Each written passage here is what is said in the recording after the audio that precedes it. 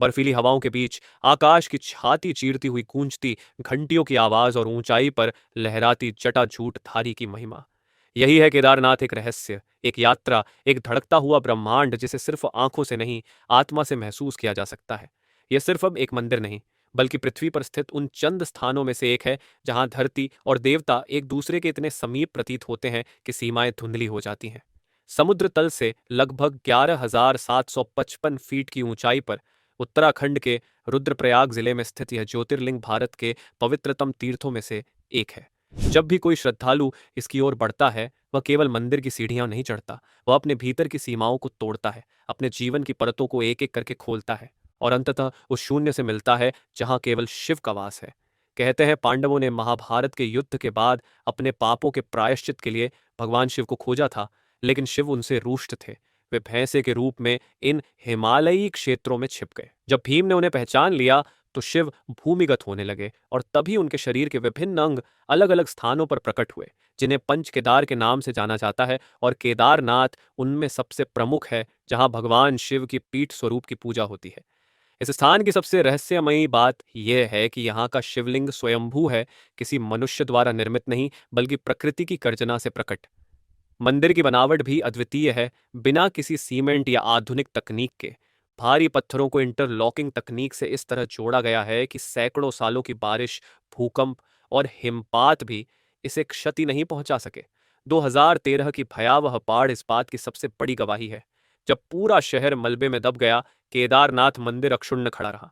मंदिर के पीछे आकर अटकी वह भीमशिला, एक विशाल चट्टान जिसने बाढ़ की धारा को मोड़ दिया और मंदिर को एक खरोंच तक नहीं आई।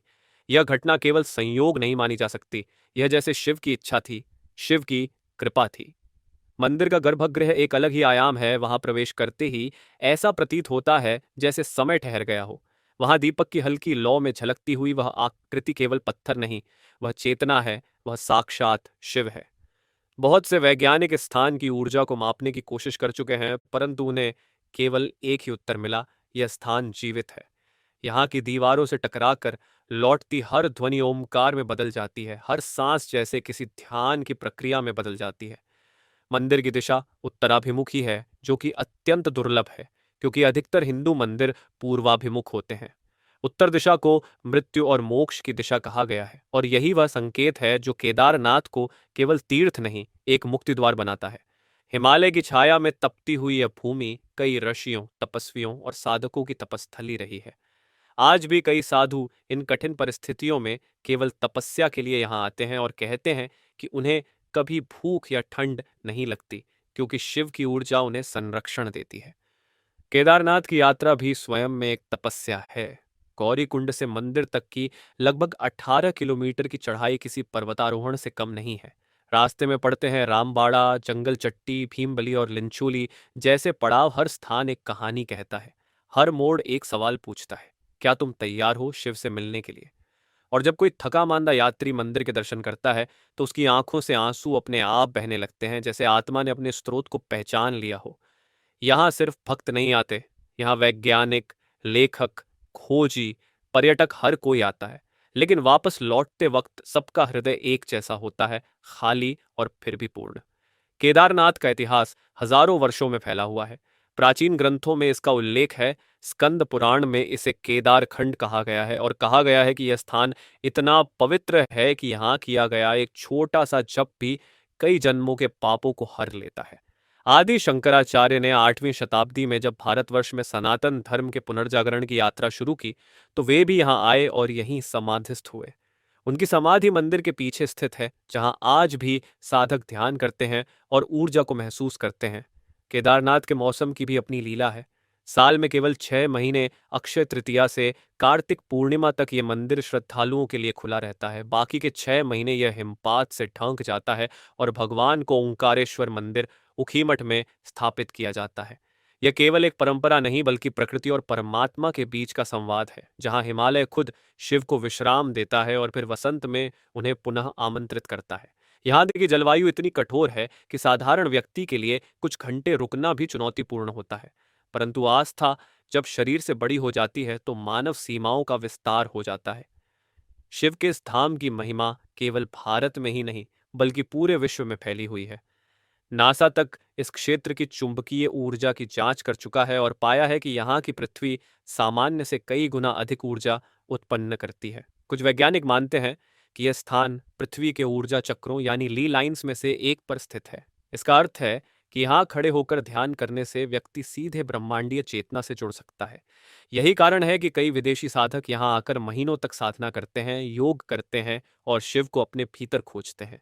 आज भले ही सोशल मीडिया पर केदारनाथ के वीडियो, व्लॉग और फोटोज आम हो गए हों, लेकिन जो यहाँ आकर उस मौन को सुनता है, वह समझता है कि यह कोई ट्रैवल डेस्टिनेशन नहीं, यह एक इनर जर्नी है। केदारनाथ के चारों ओर फैले हिमालयी परिदृश्य भी किसी देव चित्रकार की कृति जैसे लगते हैं। मंदाकिनी नदी का कलकल करता प्रवाह, बर्फ से ढके पहाड़, बादलों में छिपता मंदिर का शिखर और दूर तक फैली चुप्पी। यह दृश्य न केवल आंखों को बल्कि आत्मा को भी शांति प्रदान करता है। यहाँ का हर कण शिवमय है। जब मंदिर में आरती होती है तो ऐसा प्रतीत होता है कि स्वयं प्रकृति झूम रही है। शंख की ध्वनि, घुंघरुओं की झंकार और पुजारियों की सामूहिक स्तुति, सब कुछ मिलकर एक ऐसा वातावरण बनाते हैं जिसमें व्यक्ति अपने अस्तित्व को भूल जाता है। और सबसे अद्भुत है वह बुलावा। जी हाँ, कहा जाता है कि जब तक शिव स्वयं न चाहें, कोई यहाँ नहीं पहुंच सकता। कई बार लोग टिकट बुक करते हैं लेकिन किसी कारण नहीं जा पाते, और कई बार बिना योजना के ही यहाँ पहुंच जाते हैं। ये केवल संयोग नहीं, यह शिव की इच्छा है। और जो एक बार आ जाता है वह जीवन भर के लिए बदल जाता है। उसका दृष्टिकोण, उसकी सोच, उसकी चेतना, सब कुछ। केदारनाथ सिखाता है कि जीवन केवल दौड़ने का नाम नहीं, ठहरने का भी है। ये सिखाता है कि दुख स्थायी नहीं और सुख अंतिम नहीं, सब कुछ क्षणिक है। केवल शिव शाश्वत है। यह स्थान आपको उस शून्य से मिलवाता है जहां अहंकार गिरता है और आत्मा खड़ी हो जाती है। केदारनाथ की शक्ति केवल मंदिर तक सीमित नहीं, यह एक लहर की तरह है जो आपके भीतर तक उतरती है, आपके सोचने, महसूस करने और जीने के तरीके को बदल देती है।